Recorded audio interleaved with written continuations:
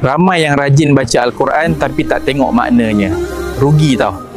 Mari kita baca dan cuba faham Al-Quran agar dapat rasa takjub dengan Allah. Betul kata Ustaz tadi. Jadi, kalau nak baca Quran, pilihlah Quran yang siap ada terjemahannya. Contoh, macam kita Al-Quran ni. Bila kita buka pada surah, contoh macam surah Al-Kahfi ni, kita boleh baca yang bahasa Arab dan juga yang bahasa Melayunya. Jadi bila kita sudah baca bahasa Arab, kita boleh baca pula terjemahannya dalam bahasa Melayu. Sekurang-kurangnya kita fahamlah apa yang Allah nak ceritakan kepada kita dalam ayat ini. Kan Al-Quran itu kalam Allah untuk kita fahami.